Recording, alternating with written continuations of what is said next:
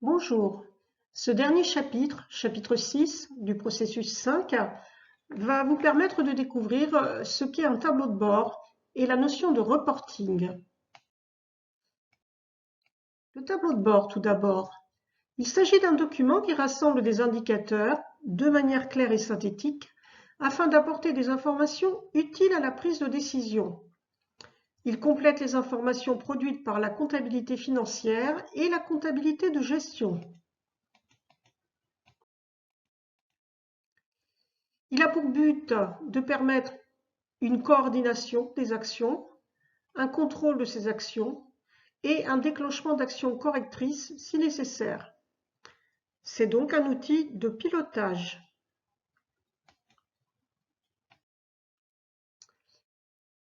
Quelques précisions.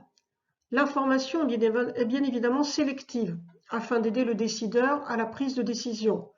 Il n'est en aucun cas question d'établir une représentation exhaustive de toutes les informations à notre disposition.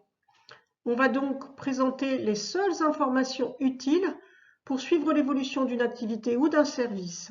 Donc, pas d'exhaustivité.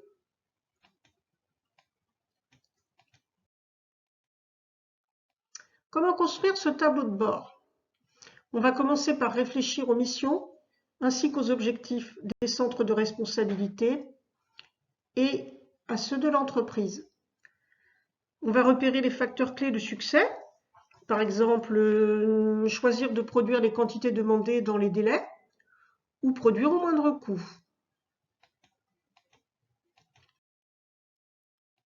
Ou alors, dans les indicateurs de performance, choisir comme indicateur le nombre de retards, le nombre de commandes. Enfin, il est nécessaire de bien présenter le tableau de bord. Il doit être lisible. L'aspect visuel est extrêmement important. Ainsi, les tableaux chiffrés ne devront pas être trop grands ni trop complexes et les graphiques devront être simples et clairs. Passons aux opérations de reporting.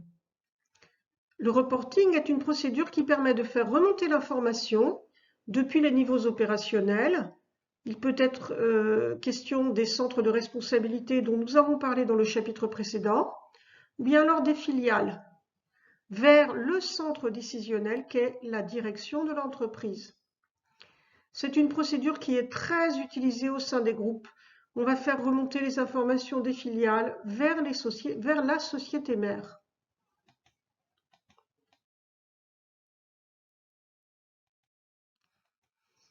On peut donc considérer que le reporting s'effectue de manière pyramidale. On part évidemment des niveaux opérationnels pour remonter au centre décisionnel qu'est la direction. On va donc collecter des données internes et on s'appuiera également sur des données externes. Tout ceci va permettre à la direction d'établir donc les données relatives au reporting. Le tableau de bord doit permettre aux dirigeants d'avoir un regard global sur une activité, sur un service ou sur l'ensemble de l'entreprise. Et les opérations de reporting vont être normalisées au sein d'un groupe afin de faciliter les opérations de consolidation au sein de ce groupe.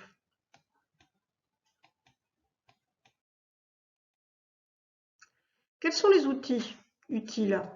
Il s'agit principalement du tableur, d'outils de reporting qui sont proposés par certains logiciels de gestion intégrée et d'outils tels que des logiciels spécialisés qui ont été développés par les différents éditeurs de logiciels.